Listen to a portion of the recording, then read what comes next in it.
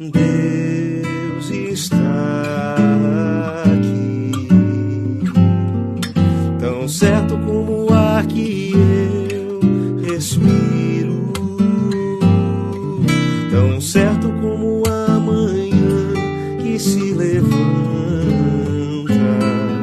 tão certo como eu te falo e podes me ouvir. Deus está aqui, tão certo como o ar que eu respiro, tão certo como a manhã que se levanta, tão certo como eu te falo e podes me ouvir, tão certo como eu te falo e podes me ouvir.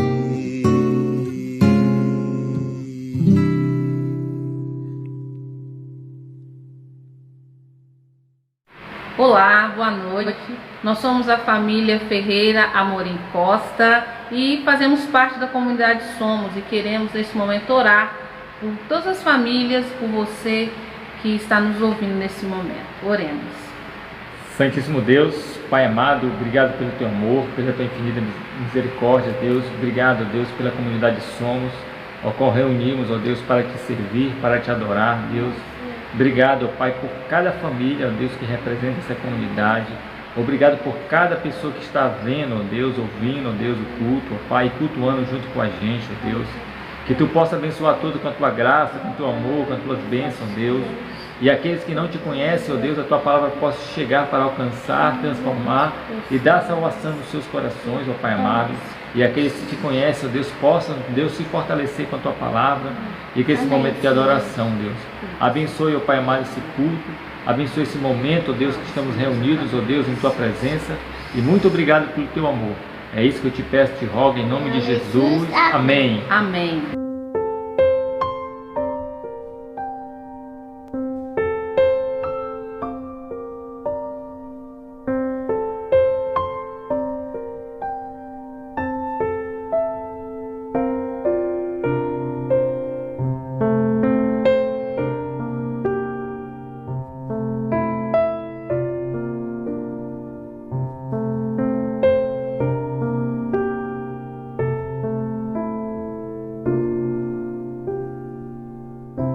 Que os erros de outrora nos façam pensar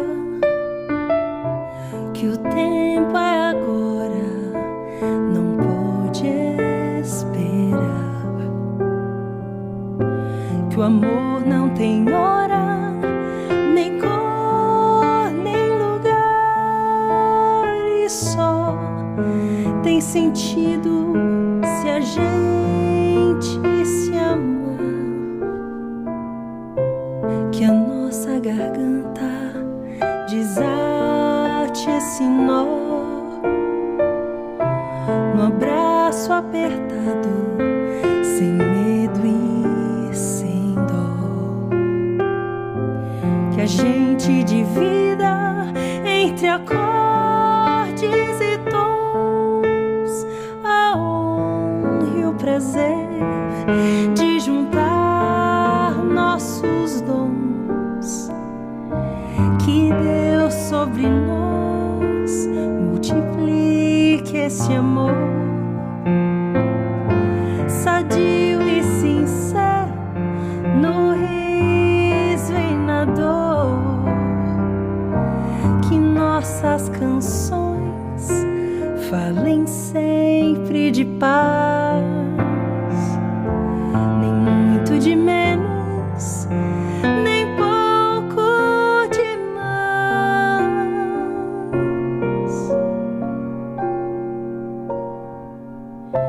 que a história se faça por sermos irmãos, no peito e na raça, no aperto das mãos, que nossas crianças nos vejam assim,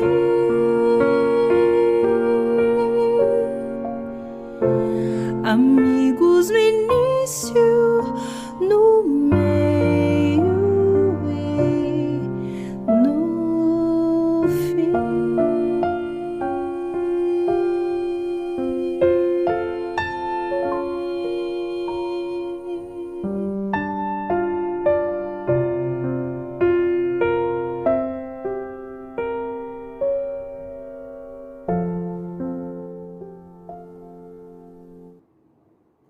Olá, comunidade, que bom estarmos juntos mais uma vez para esse papo gostoso que nós temos tido aos domingos às 18 horas aqui nesse canal. E ter você aqui conosco, você que talvez está chegando pela primeira vez e conhecendo a nossa comunidade, a comunidade Somos, é um prazer muito grande compartilhar vida e dividir um pouco daquilo que Deus tem falado ao nosso coração. Nós estamos no meio de uma série, a série chamada Cancelamento e a Igreja.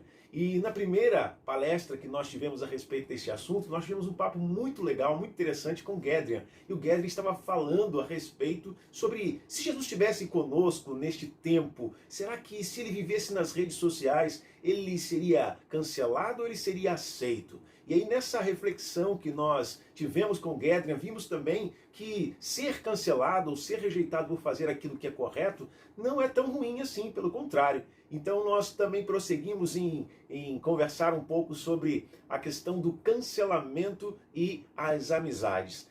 Gente, já pensou ser cancelado por um amigo? E foi justamente isso que o Kleber falou em sua palestra no domingo passado. E se você não assistiu a primeira e a segunda palestra, você está chegando agora, quero te convidar a voltar e acompanhar toda a nossa trajetória. Mas hoje nós vamos falar sobre este ato, o pedir perdão ou o perdoar. Será que isso é muito difícil? Vamos conversar um pouco a respeito disso? Então, chega mais. Quando nós erramos com alguém, o melhor a ser feito é pedirmos perdão, buscarmos a reconciliação com a pessoa, principalmente se nós nos arrependermos. Isso é muito importante. No entanto, nós sabemos que, às vezes, a pessoa que é ferida, a pessoa que é magoada, nem sempre ela vai estar disposta a perdoar. E, humanamente falando, isso é compreensível, porque, às vezes, a situação está muito recente, ou a pessoa está muito triste diante do fato da pessoa ter feito algo que magoou, que mexeu. O cancelamento que foi proporcionado àquela pessoa a fez muito mal. Então é necessário tempo, e nada melhor do que o tempo, para que no momento mais propício a pessoa possa então ter a iniciativa de buscar o perdão e buscar perdoar aquele que lhe ofendeu. Agora, a gente precisa ter a consciência de que quando há o perdão, isso não significa que as pessoas vão voltar a ser como antes, voltar a ser amigas, voltar a ter o mesmo relacionamento de antes. Isso pode ocorrer? Pode, mas nem sempre é possível. Mas o mais importante é que não haverá ressentimentos entre essas pessoas. Porque os ressentimentos são como venenos para a alma, para o ser humano. Muitas vezes nós achamos que cancelando alguém, que deixando alguém de lado, evitando aquela pessoa, nós estamos fazendo mal para ela, mas na verdade nós estamos fazendo mais mal a nós mesmos do que a outra pessoa. Então precisamos buscar o perdão, buscar perdoar para que não haja ressentimentos. Perdoar o outro é fundamental, porque nos liberta deste veneno, nos faz ver os outros, nos faz olhar o mundo à nossa volta de uma forma diferente. Mas não são todas as pessoas que conseguem de fato fazer isso. Mesmo depois de algum tempo, elas não conseguem perdoar. E com base nisso, hoje nós iremos abordar esses dois lados da moeda. O que é mais difícil? Perdoar ou pedir perdão? Em casos assim, é fundamental avaliar os dois lados, tanto da pessoa que errou, quanto da pessoa que foi machucada. Então, nós vamos olhar o lado da pessoa que erra, da pessoa que errou. Vamos pensar um pouco a respeito disso. Quem errou também deve pedir perdão, esse é um princípio básico. Mas a verdade é que nem sempre o faz por alguns motivos. E quais são esses motivos? Que a pessoa que erra não pede perdão para o outro. Primeiro, a falta de arrependimento. Ela não se arrepende do que fez, então ela não pede perdão. A segunda coisa que leva a pessoa a não pedir perdão é, às vezes ela se arrepende, no entanto, ela tem o orgulho, a impede de se humilhar e pedir perdão. Arrependimento com orgulho não gera de forma nenhuma o pedido de perdão. E terceiro, nós vemos que ela tem receio se a pessoa vai de fato perdoá-la ou não. É claro que a pessoa que errou sempre terá menos crédito na história, mas isso não significa que ela não tenha se arrependido ou que não mereça o nosso perdão. A verdade é que as pessoas, os pensamentos, as opiniões, os gostos, tudo isso muda com o passar do tempo. E ninguém continua o mesmo para sempre. Então, precisamos sim considerar a possibilidade de perdoar aquele que nos pede perdão. Mas também temos o outro lado, o lado da vítima. A pessoa que foi alvo de um erro, ela também tem inúmeras dificuldades de perdoar. E isso varia de pessoa para pessoa e de como ela lida com os sentimentos. Mas na maioria dos casos é difícil perdoar, porque a pessoa fica remoendo, ela fica trazendo à memória aquele ocorrido, aquele acontecimento, pensando nos fatos, nos momentos que aquilo ocorreu e tentando encontrar uma resposta que justifique aquele ato contra ela. Então fica bem mais difícil perdoar por manter essa chama de sentimentos acesa em nosso coração, no nosso interior. Muitas pessoas demoram anos para seguir em frente, superar, mas isso não significa que conseguiram perdoar. E aí é que está o perigo, porque elas viverão os seus dias amarguradas, ressentidas, e isso será como um veneno em seu coração, em sua alma. Antes de nos colocarmos nessas situações e imaginarmos qual seria o nosso comportamento, a nossa reação diante de algo assim. Então, nós vamos ouvir agora alguns depoimentos de pessoas comuns como nós, do dia a dia, que nós entrevistamos e deram a sua opinião diante da resposta. O que é mais difícil para você? Perdoar ou pedir perdão? Vamos lá? Para você, o que é mais difícil? Perdoar alguém que errou com você ou assumir que você errou com alguém e pedir perdão? Para mim é assumir que eu errei com alguém e pedir perdão, porque isso está muito ligado ao orgulho, né? E o orgulho ele impede da gente reconhecer nossas falhas, nossos erros. Para mim é mais difícil eu pedir perdão para alguém que eu errei com ela, porque a pessoa vai querer saber o motivo quando eu chegar e pedir para ela perdão. Por que eu estou pedindo perdão? E aí eu vou ter que passar por cima do meu orgulho e para falar para ela por que eu estou pedindo perdão. Eu tenho que contar para ela o que eu fiz. Então isso para mim se torna difícil, mas se for preciso, farei. Só pedir perdão e reconhecer o erro dela, com medo da reação da pessoa que ela tenha magoado e a pessoa não perdoar ela. E é mais difícil pedir perdão, porque não saber a reação da pessoa que tu tenha magoado. Pode ser que ela não te perdoe, e é mais difícil. E tem que ter muita coragem, ter bom senso, né, para pedir perdão de uma pessoa que tenha magoado. Bom, no meu ponto de vista, hoje em dia eu tenho uma facilidade muito grande, tanto para perdoar como para pedir perdão. Pelo fato que eu já passei por várias situações e também porque eu aprendi no meu dia a dia na dificuldade e, é claro, com a ajuda de Deus. Diante das respostas que ouvimos, agora eu quero perguntar para você, o que é mais difícil para você? Perdoar ou pedir perdão? A verdade é que cada indivíduo ele vai ter um comportamento diferente, porque cada indivíduo pode achar mais difícil perdoar ou pedir perdão. Isso depende muito.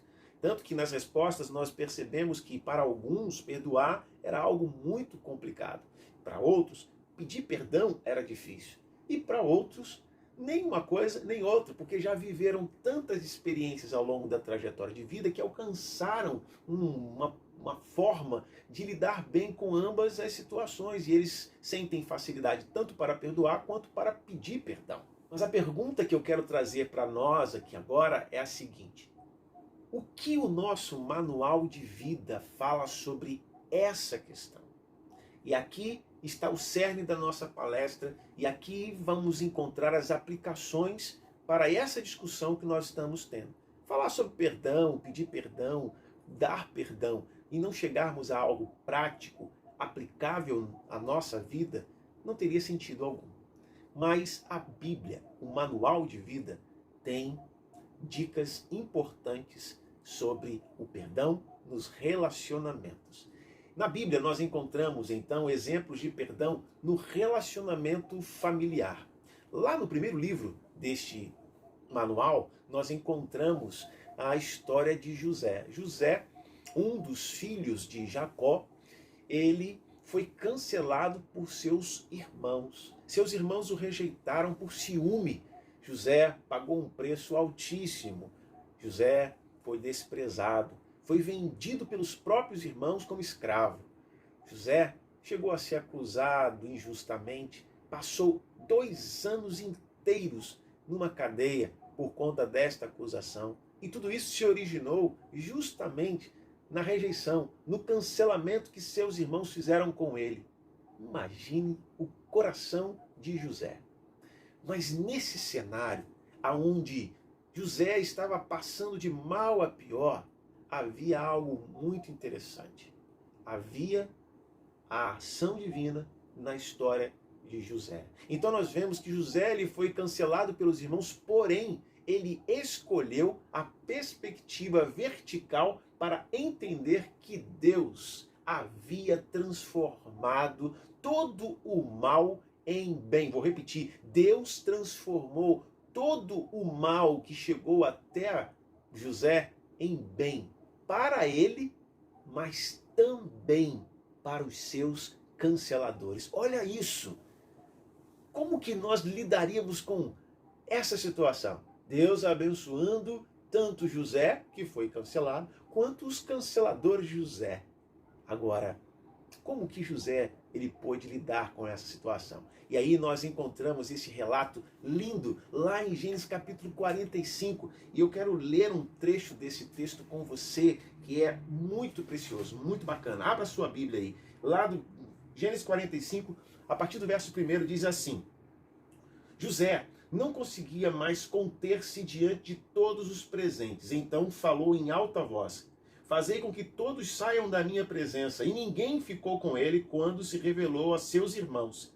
E levantou a voz em choro, de maneira que os egípcios o ouviram, bem como a casa de Faraó. Então José disse a seus irmãos: eu sou José, meu pai ainda vive? E seus irmãos não conseguiam responder-lhe, pois estavam perplexos diante dele. E José disse mais a seus irmãos: aproximai-vos. E eles se aproximaram. Então prosseguiu: eu sou José, vosso irmão, a quem vendestes para o Egito. Agora não vos entristeçais, nem guardeis remorso por me terdes vendido para cá, pois foi para preservar vidas que Deus me enviou adiante de vós. Gente, José fez uma releitura de tudo que ele havia passado, e ele entendeu numa perspectiva vertical de que Deus estava cuidando dele em todo o tempo, que Deus tinha propósito, de que todas as coisas cooperaram para o bem dele e para o bem de sua família, inclusive os seus irmãos que fizeram mal a ele. Mas ali, depois de todo este tempo longe da família, houve uma transformação, tanto na vida de José, quanto na vida de seus irmãos, que sentiram muito o que fizeram, que se arrependeram do que fizeram, que levavam um fardo imenso sobre os ombros, na memória, ao lembrarem-se da perda de seu irmão, que achavam que haviam morrido depois de tudo que fizeram. Mas não, esse reencontro foi lindo e vale a pena você ler toda a história.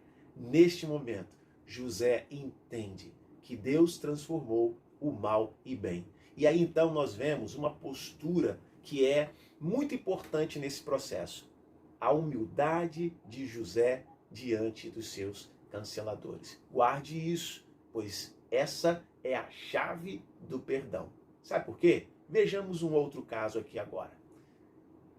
O Manual de Vida também fala sobre o perdão nos relacionamentos da igreja. Olha isso.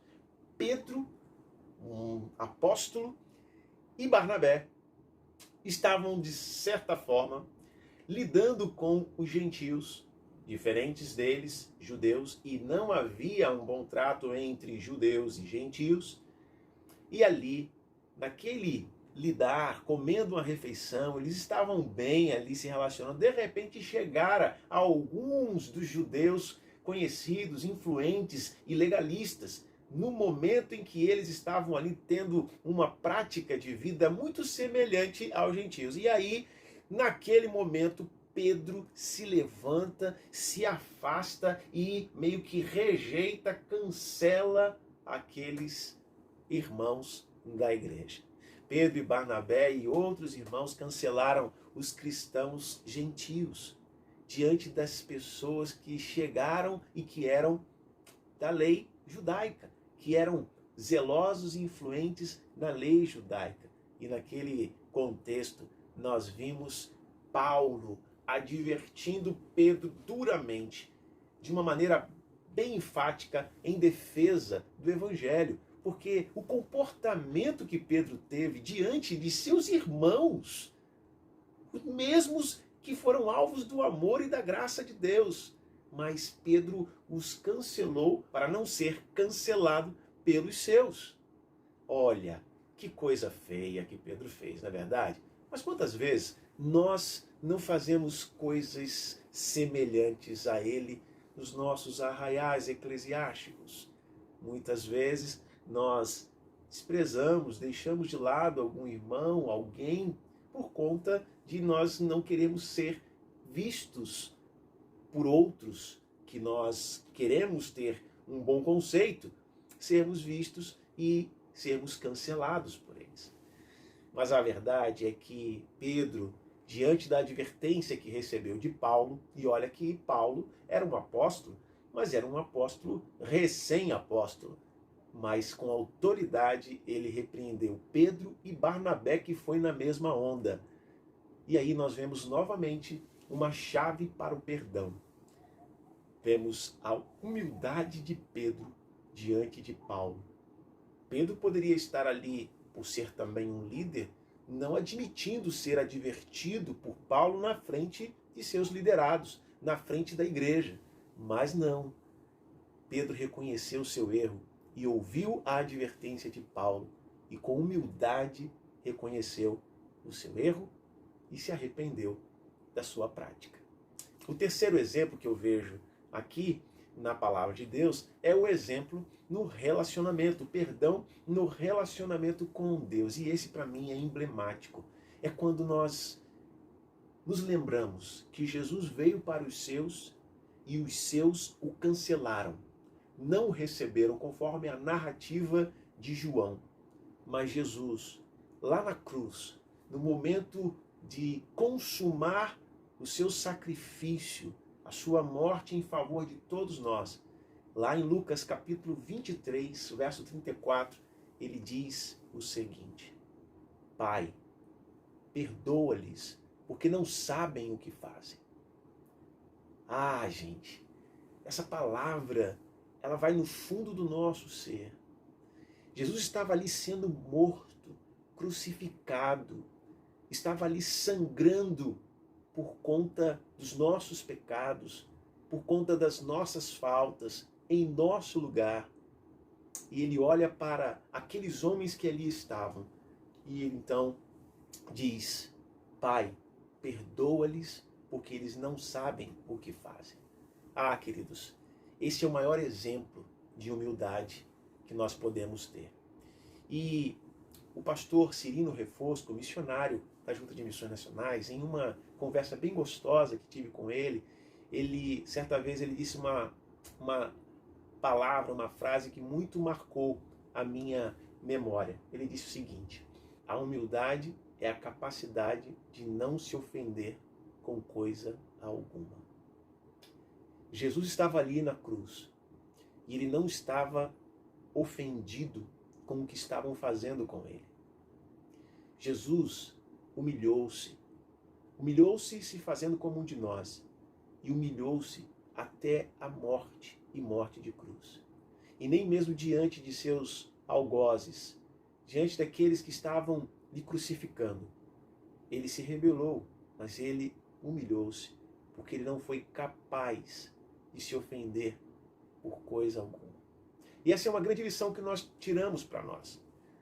Para nós perdoarmos, nós precisamos ser humilde. A humildade de Jesus diante dos seus canceladores. A humildade de Pedro diante de um outro líder semelhante a ele. A humildade de José diante de seus familiares, diante de seus irmãos que o cancelaram. Essa é a humildade que o Evangelho nos ensina para podermos, então, perdoar aqueles que nos têm ofendido. Então eu quero convidar você a abrir a sua Bíblia lá em Mateus 18, versos 21 e 22. Nós vamos ler o que diz Jesus para Pedro. Diz assim a palavra do Senhor. Então Pedro chegou perto de Jesus e perguntou: Senhor, quantas vezes devo perdoar o meu irmão que peca contra mim? 7 vezes? Não, respondeu Jesus. Você não deve perdoar 7 vezes, mas 70 vezes 7. E aí, queridos, aqui nós vamos ter lições preciosas para enriquecer a nossa meditação de hoje. Jesus ele havia acabado de falar aos seus discípulos sobre a maneira dele se relacionar. Ele falara que se um irmão errasse contra outro irmão, este deveria procurá-lo e acertar os ponteiros com ele. Tinha que ajustar, conforme diz lá no verso número 15. Jesus ensinou que as que entrassem em desavenças deveriam procurar logo a reconciliação, não deveriam ficar muito tempo afastadas, brigadas, chateadas umas com as outras. As pessoas devem se entender e viver em paz. Essa é a ênfase que Jesus estava dando ali. As pessoas precisavam estar em paz umas com as outras. O princípio do entendimento, ele é bem simples. Basta as pessoas não se colocarem como mais importantes que as outras, ou seja, quererem ser superiores, entendendo que o maior serve o menor. É assim que Jesus trata deste assunto no capítulo 18 que nós estamos lendo, do verso 1 ao verso 5. O problema é que a vaidade humana é muito grande e a comunidade de fé acaba sendo contaminada pelo jeito da humanidade agir. Segundo o ensino de Jesus, o maior sempre deve servir. Para o mundo, o maior é quem tem muitos serviçais, completamente oposto. São visões completamente contraditórias, completamente diferentes. E a questão é que muitas vezes nós escolhemos justamente a visão contrária à de Jesus. Parece que Pedro se sentiu incomodado com essa questão. O maior é que serve, Senhor. Devo tratar bem quem erra comigo? Como assim? Aí, nesse momento, Pedro faz a pergunta: Senhor, quantas vezes eu devo perdoar o meu irmão que peca contra mim? 7 vezes? Por que exatamente 7? Por que não 10? Por que não 20, por exemplo? A explicação ela é bem clara. Os mestres judaicos, eles ensinavam a perdoar 3 vezes. E por que eles faziam isso? Eles usavam como parâmetro a história de Israel, lembrando que Deus, ele perdoara as nações inimigas apenas 3 vezes. Isso está registrado lá em Amós, no livro de Amós, capítulo 1, você pode conferir e você vai perceber no verso de número 3, verso 6, verso 9, alguns versos até o verso de número 13, você vai perceber que essa era a prática do povo judeu para com as outras nações. Ora, se o próprio Deus perdoava 3 vezes, diziam os mestres, por que eu devo perdoar mais que ele? Perdoar 3 vezes está certamente de bom tamanho. Era assim que eles agiam. Mas Pedro resolveu arrasar, ele resolveu fazer diferente. E ele mais que dobrou o número dos rabinos, que eram 3. Ele chegou e falou até 7, Senhor.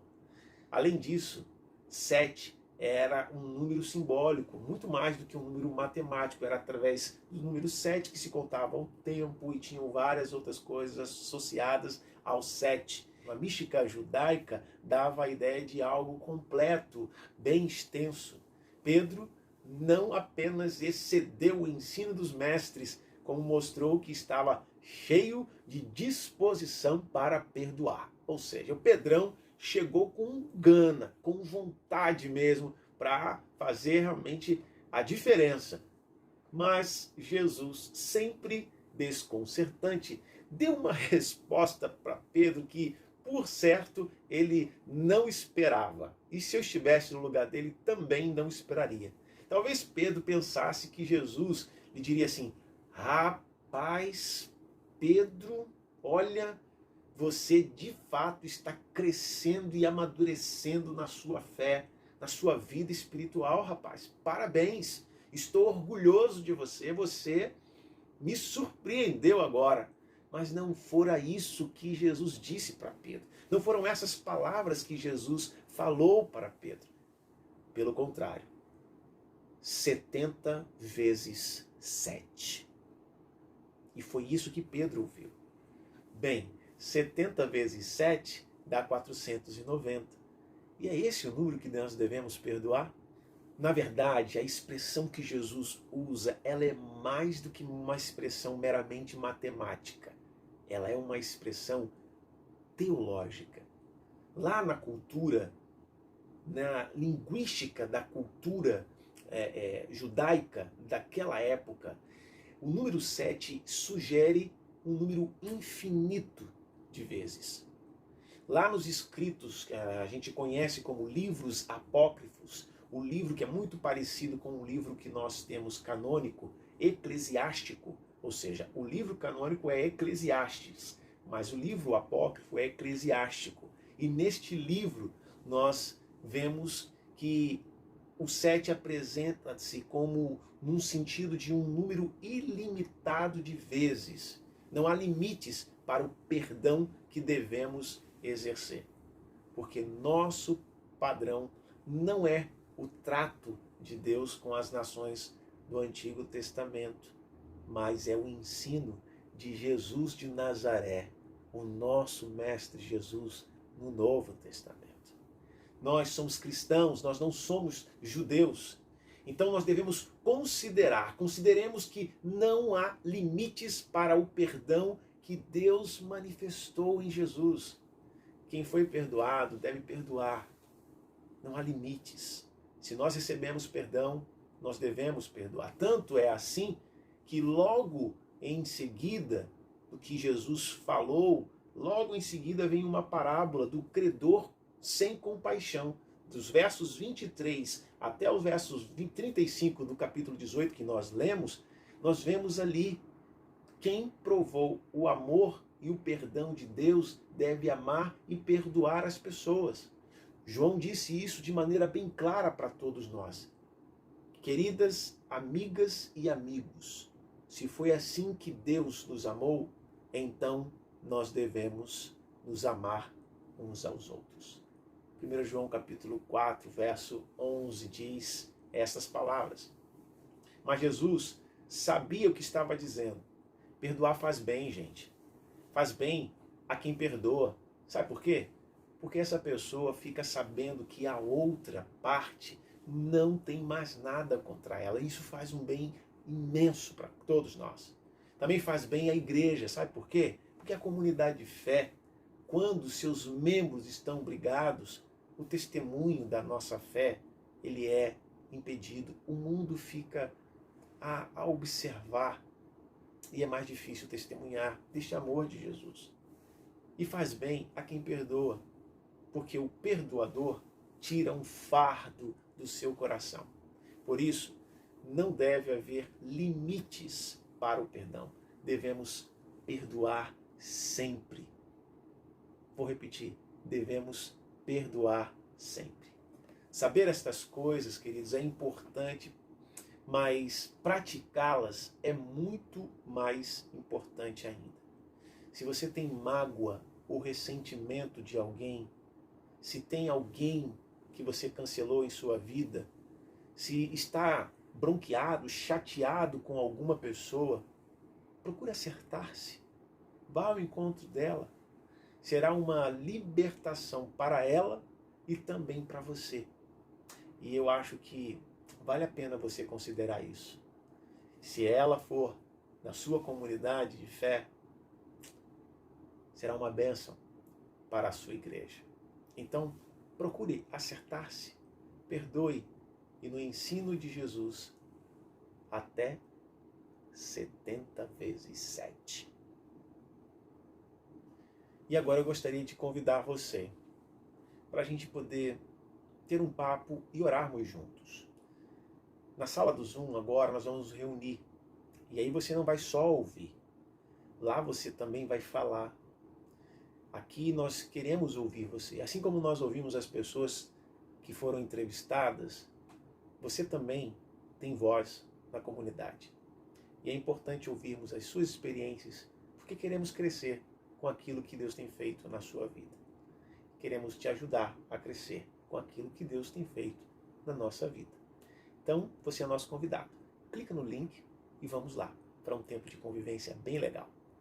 Que Deus abençoe a sua semana, que Deus abençoe a sua família, que Deus abençoe os seus relacionamentos e que haja sempre perdão em seu coração, tanto perdoando como pedindo perdão.